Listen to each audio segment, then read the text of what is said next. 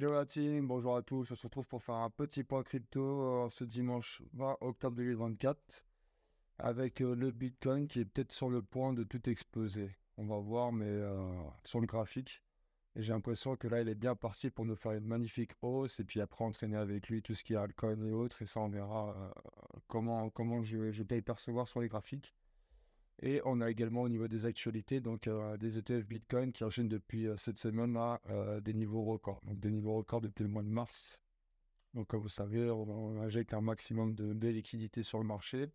En plus de ça, on a la BCE qui baisse ses taux d'intérêt et qui va continuer certainement de baisser ses taux d'intérêt jusqu'à la fin de l'année.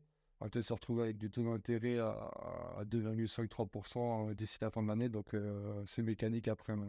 Ça va ramener des liquidités. Les liquidités qu'on va avoir en surplus, on va les transférer sur des marchés un peu plus à risque, et notamment sur les crypto-monnaies. Donc ça, c'est une très très bonne nouvelle. Voilà, les ETF Bitcoin qui tapent des records, des sommets. On a BlackRock, Trustcard et l'autre qui continuent d'investir massivement en ce mois d'octobre. Donc peut-être qu'ils nous préparent une belle fin d'année. En plus de ça, autre sujet important que je voudrais vous parler, c'est les BRICS. Voilà, les BRICS qui, lors de leur BRICS Business Forum, qui s'est déroulé là le 17 et 18 octobre, ils ont fait une petite démonstration de leur nouveau système de paiement, le BRICS Pay. Donc déjà, ça va mettre à mal un peu le dollar, mais ça va surtout renforcer l'adoption des crypto-monnaies. Donc les BRICS qui tiennent, pour rappel, un sommet donc là du 22 au 24 octobre, certainement qu'ils vont en parler encore, et qui ont lancé du coup leur système BRICS Pay et qui l'ont essayé même lors de leur forum, en donnant l'équivalent de 6-7 euros à chacun pour pouvoir tester ce moyen de paiement. Donc on verra ce que ça donne à l'avenir, mais c'est quand même quelque chose qui rentre dans l'histoire de la crypto-monnaie et qui fait évoluer le sujet dans le bon sens. Après, en plus, on parlerait, pour ceux qui sont détenteurs de Ripple et de XRP, on parlerait d'un partenariat du coup avec XRP pour lancer un système de paiement transfrontalier. Car comme vous savez, la Russie, qui s'est fait sanctionner sur le système SWIFT, cherche un moyen de contourner ça. Et à l'aide des BRICS, enfin, après en tout cas c'est une initiative de la Russie, ils veulent trouver leur propre moyen de paiement transfrontalier. Car comme vous savez, le système SWIFT il est coûteux, il commence à être vieillissant, donc pourquoi pas passer par les crypto-monnaies. Donc on va voir tout de suite sur la bubble map qui est assez belle. Voilà, on se retrouve avec des onglets tous dans le vert, c'est magnifique. Même des retours de crypto comme APE. On a encore les cryptos, les mêmes coins, donc les Miu, Doge et autres, qui prennent un peu de place selon moi sur les graphiques, MOG. Mais on a aussi des cryptos comme Hundo, Pendle, donc qui sont des projets RWA qui reviennent assez bien. On a des petites corrections sur les projets IA. Normal, il y a dû y avoir des prises de profit suite aux dernières semaines qui ont été assez positives pour les domaines IA. Et on va voir après sur les graphiques, je vais vous montrer, il y a encore des projets IA que vous pouvez prendre qui sont potentiellement prenables. On a également le WorldCoin, là je vais vous en parler tout de suite pourquoi il a pris 20% cette semaine. Donc WorldCoin qui est une crypto-monnaie basée sur l'intelligence artificielle et qui va permettre d'avoir des données biométriques sur le scan d'iris notamment. Bon, c'était un projet assez douteux qui avait rémunéré les personnes qui utilisaient ce système à l'aide de la crypto pour pouvoir récolter des données biométriques. C'est assez étrange, mais au final, ça a fait son effet. Là, on verra, ils se sont redorés un peu leur blason. Ils ont refait un nouveau nom et autres. Et ce qui fait que ils ont créé surtout une seconde couche sur Ethereum. Ce qui fait que le projet devient de plus en plus sérieux. Et je pense que pour rallier le système traditionnel actuel et le système décentralisé des crypto-monnaies, il va falloir des systèmes de sécurité comme celui-ci pour pouvoir faire la jonction des deux et permettre aux investisseurs de se sentir plus en sécurité. Ensuite, nous avons donc, je vais revenir un peu sur la bubble map 2 secondes. Donc, par rapport à notre portefeuille à nous, alors, on a à peu près la totalité du portefeuille ici, même si il y en a d'autres que j'ai pas mis là-dedans. Donc, on a Dia qui est un projet IA aussi qui a fait de belles performances cette semaine-là. Sur le mois, je crois on a 252% sur le mois. C'est un projet IA donc qui a une moins forte capitalisation que Sui ou Tao ou autre. Mais voilà, donc on voit par effet de bombe à retardement que les projets IA suivent également le mouvement. Après, il y a des projets comme FET vous allez voir qu'on pourrait prendre potentiellement encore. Et voilà, moi ce qui me fait plaisir, c'est surtout de voir des projets comme Hundo qui reviennent en force. On a du Mina, pareil, FTM, le Doge bon, qui prend 37%, Uniswap, donc la forme décentralisée, c'est pareil, on avait vu lors de la dernière vidéo qu'il y avait des bonnes nouvelles et donc ça peut permettre à Uniswap de remonter un peu la pente. Et puis surtout, on fait du 8% sur le BTC, du 8% sur le TH. On a de très très beaux volumes.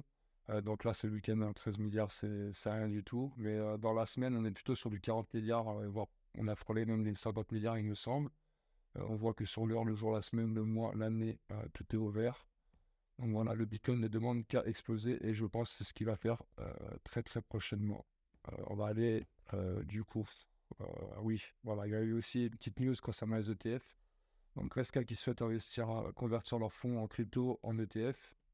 Donc que ce soit pour de la VAX, de XRP ou du Solana. Donc pour moi qui seront les 3 prochaines crypto-monnaies où il y aura des ETF dessus. D'ailleurs, on voit que Navax réagit déjà très positivement à cette news. Il a pris déjà quelques pourcents depuis la semaine dernière. C'est encore un signal positif. Grayscale qui a mis une pression vendeuse énorme pendant ces derniers mois, vendant tout va de l'ETH. On se réveillait, on avait des pics vers le bas incroyables à cause d'eux en partie. Maintenant, il donne des news assez positives. Donc voilà, je continue de croire que l'adoption des crypto-monnaies va se faire de façon assez incroyable, notamment en 2025 lors du bull run. Je pense qu'on va avoir de belles surprises. On avait également investi, donc c'est ceux qui ont pu le faire, là, se connecter et de participer à la whitelist pour investir dans la crypto-monnaie de notre cher Donald Trump, qui est toujours gagnant par Polymarket face à Kamala Harris. Donc voilà, c'est assez sympa, vous pouvez aller voir le site. Hein. Donc moi j'ai investi un petit billet dessus, hein. Après, si vous pouvez le faire, n'hésitez pas. Moi, je pense que tous les projets qui ont tourné autour du président, donc que ce soit les mêmes coins, ont assez performé. Les gens sont prêts à dépenser des sommes incroyables pour avoir ne serait-ce qu'une casquette ou une paire de chaussures avec son nom dessus. Donc, je pense qu'au niveau de la crypto-monnaie, avec lui qui est pro-crypto, je pense que ça peut être un petit moyen de se faire un bon petit billet. Donc, pourquoi pas. En plus, regardez, c'est assez rigolo, mais on voit que sur l'équipe, justement, de ce projet, on a la famille Donald Trump du moins, le père, le fils, et, les neveux et ainsi de suite qui sont dessus. Ce qui est assez positif. Voilà, et puis assez rigolo quand même, je trouve, de voir ça. Donc voilà, j'ai eu un petit billet. Après, à vous de voir si vous aussi, vous voulez, pourquoi pas investir un peu dedans. Ça peut être sympa. Donc Polymarket, je vous en parlais il y a 2 secondes. Donc Polymarket qui souhaite lever 50 millions de dollars pour leur projet crypto-monnaie. Donc afin de donner plus de, entre guillemets, de gouvernance à leurs utilisateurs, de pouvoir avoir plus de liquidité et du coup financer son expansion internationale. Donc je vous invite à lire cet article qui est assez intéressant, Polymarket, qui d'après certains spécialistes donne de meilleurs sondages que même des instituts actuels. Ce qui est assez intéressant, sachant que Polymarket c'est un site où vous pouvez miser sur un peu tout et n'importe quoi. Et donc les gens se servent également de Polymarket pour voir leurs sondages. Et là on voit encore que Trump est donné gagnant à 53% face à Kamala Harris qui recule. On voit que les deux bandes ici s'écartent. Donc petit à petit, Trump est donné de plus en plus favori. Et après, on saura le résultat d'ici une quinzaine de jours. Et on verra bien ce que ça donne. Donc sans plus attendre, on va aller voir un peu ce qui se passe au niveau des graphiques. Et voilà, on a le BTC qui est en train de casser son bullish flag. Donc suite aux dernières nouvelles intéressantes, on peut voir qu'il a super bien réagi. Après, c'est des mathématiques. Hein. Forcément, si vous injectez des liquidités dessus, le prix, il s'envole. Donc là, il a pété donc, cette accumulation qu'on avait depuis quelques mois suite au halving.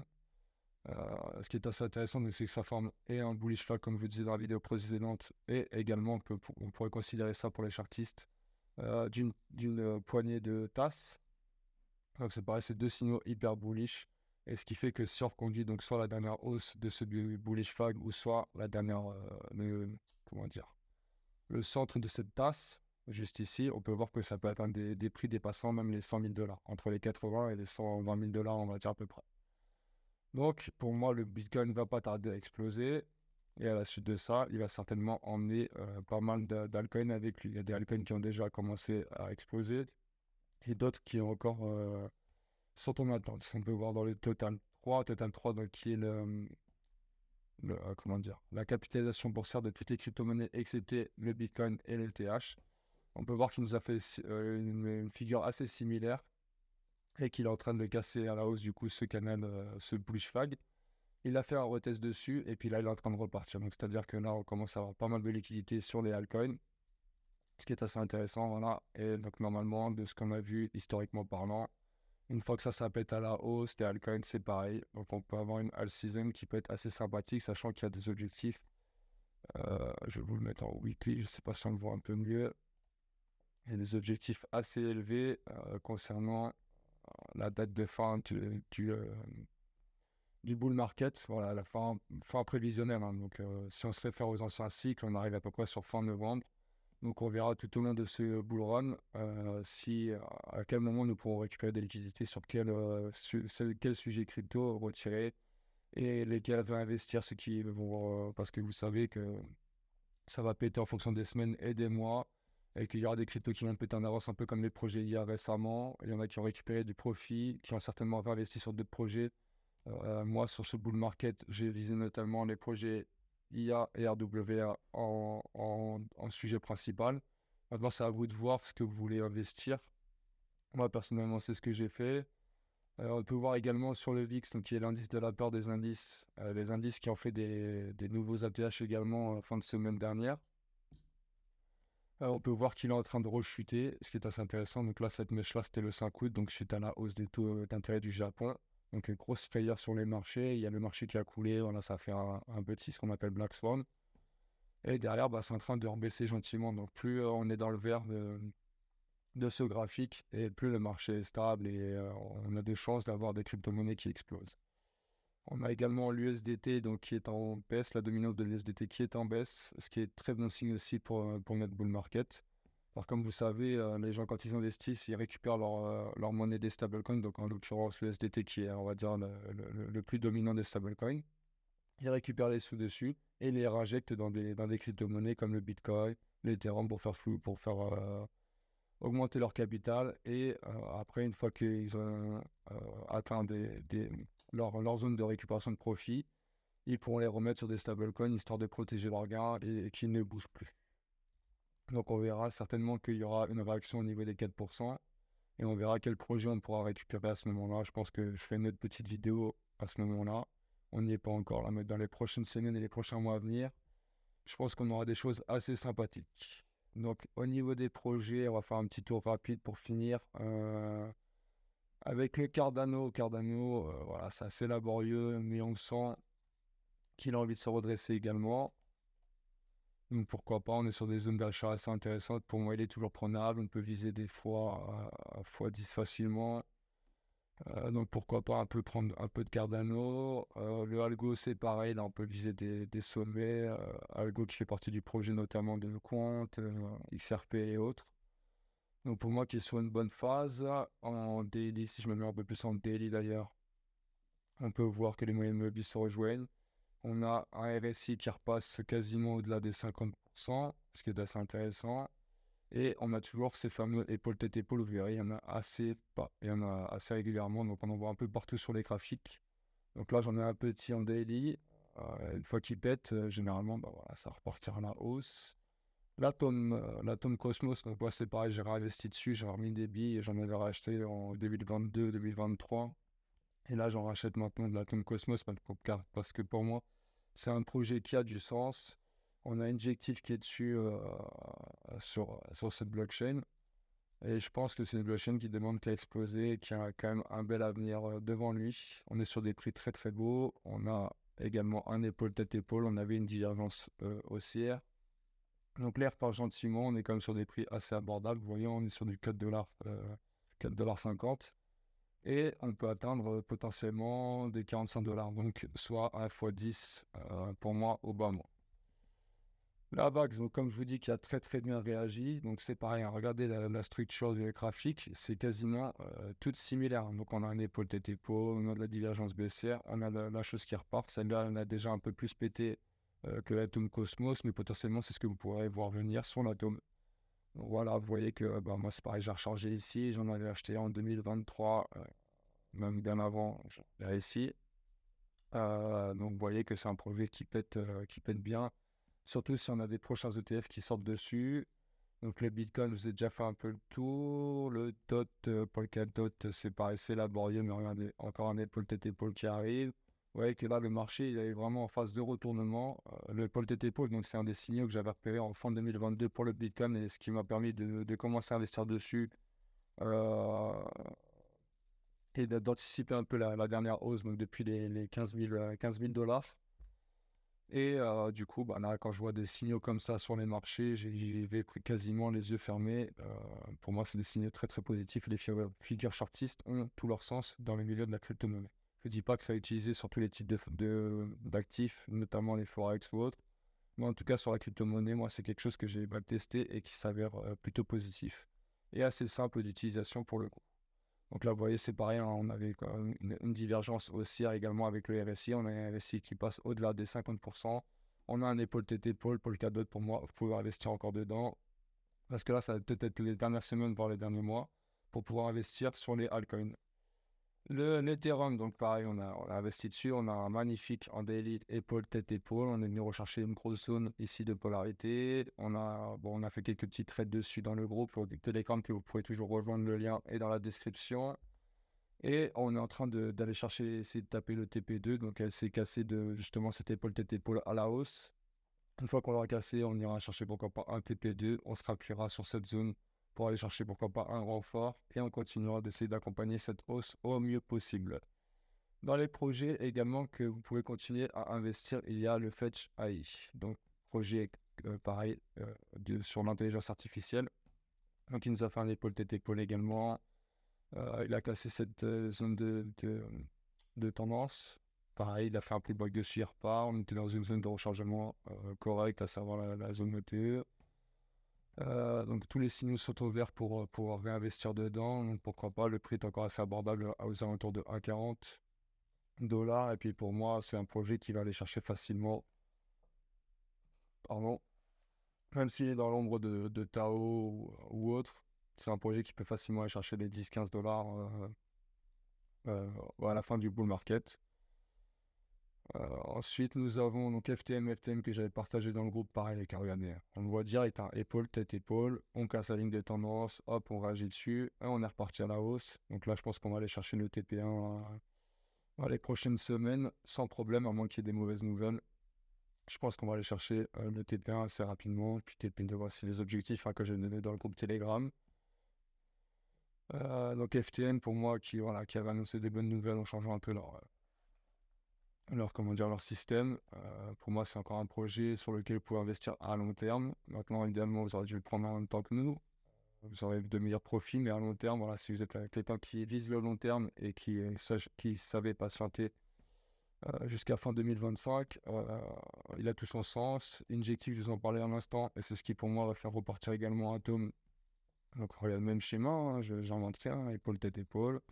On repart, on fait un petit pullback sur cette ligne de tendance qui a été cassée avec les plus grosses zones de polarité. Hein. C'est pour ça que je n'ai pas pris celle-ci, j'ai pris celle-ci plutôt, celle-ci pour en avoir un maximum. On repart à la hausse dessus, et puis c'est pareil, une fois qu'on aura cassé cette moyenne mobile 200 daily, sachant qu'on a déjà passé le RSI des 50%, on n'est pas en surchauffe. Pour moi, il y a encore du potentiel pour aller chercher la hausse et aller chercher des plus hauts. Donc là, il y a déjà moyen de faire au moins un petit x2, je pense, selon moi, pour ceux qui sont un peu plus court terme. Et puis à long terme, aller viser pourquoi pas les 100, 150 dollars, 200 dollars à la fin de ce bull market. Le link ISD, c'est pareil. Hein, regardez, limite, je vous en fais un, vous les avez tous. Maintenant, il suffit de regarder un peu tous les graphiques, de voir où on en est, de se renseigner sur les projets. Là, le link, en l'occurrence, lui, c'est une passerelle qui va faire un lien entre des données Oracle et les smart contracts pour avoir quelque chose d'assez correct dans les transactions. Link, pareil, qui a un projet qui a tout son sens, qui a fait des belles choses lors du dernier bull run, et qui là, pour moi, pareil, va aller répéter des sommets, qui sera de plus en plus utilisé sur le monde des crypto-monnaies. Le Lycan, c'est pareil, il repart bien. Le Hondo, voilà, au November, mais pour un WA. Donc c'est pareil, voilà, on est sur des beaux projets. On a bien réagi sur cette zone, on fait un épaule tête épaule, on repart à la hausse. Voilà, très intéressant, vous pouvez encore en prendre. C'est certainement les derniers moments, les dernières semaines, dans les cryptos que je vous donne. Il vous reste plus beaucoup de temps pour les prendre si vous voulez les accumuler un peu dans votre portefeuille. Je pense que d'ici avant la fin de l'année, déjà, on aura des projets qui ont explosé et on pourra déjà récupérer une bonne partie des profits. Moi, je vais commencer un tout petit peu. Alors, je vous dis vraiment une infime partie à récupérer sur le SUI. Regardez le SUI, hein. On a commencé par quoi un épaule tête épaule. Il est parti à la hausse. On a refait un nouvel atterrage. Donc, j'ai récupéré une petite partie, une infime partie vers là, vers les 2,20, 2,30. Et là, je le laisse repartir, hein. Pour moi, il peut continuer, hein. Il n'a pas fini. On a des moyennes mobiles, pareil, qui se croisent. Donc, la moyenne mobile 200 qui repasse sur toutes les autres. Ça, c'est très, très bon signe pour du long terme. Vous voyez qu'on a le RSI qui était en légère surchauffe, il retrace un petit peu. Pourquoi pas attendre qu'il revienne un peu sur les 50% pour recharger. En attendant, j'ai récupéré un peu de profit. Je l'ai passé sur d'autres projets style Atom ou autre. Et on va voir ce que ça donne dans les mois et les semaines à venir. Et je vais terminer sur le XRP qui peine un peu plus, hein, qui est toujours embêté par la SEC. Bon, il y a des retournements dans tous les sens. Un coup, ça va, un coup, ça va pas. Et pour moi, il y a toujours quelque chose à faire, hein. Comme pour rappel, donc on est quand même sur un truc voilà, qui dure depuis 7-8 ans maintenant. Le jour où ça va péter, moi honnêtement, je vais passer à quelques billes, j'aimerais bien être là. Si ça fait une grosse explosion dans la hausse et que ça a bien recherché déjà, ne serait-ce que les 3 $, ça serait magnifique. Et pour moi, avec toutes les actualités qui sont en cours et autres, je vous ai dit que je vous ferai une petite vidéo là-dessus d'ailleurs, pour vous montrer pourquoi j'achète cette technologie, si je puis dire. Ripple qui souhaite remplacer le système Swift à l'avenir. Pour moi, ça a tout son sens, surtout si on assiste à une adoption massive des crypto-monnaies. La Russie également qui fait un partenariat avec eux. Enfin voilà, je vous passe les détails. Et pour moi, c'est un projet qui a tout son sens. Donc voilà, l'équipe, ça sera tout pour moi pour aujourd'hui. On fera un petit point crypto assez vite. Et n'hésitez pas à vous abonner, liker, partager, même si vous avez entendu ça des dizaines et des dizaines de fois, ça donne de la force pour continuer. On se retrouvera très très vite pour de nouvelles vidéos. À ciao ciao, bonne équipe et bon dimanche.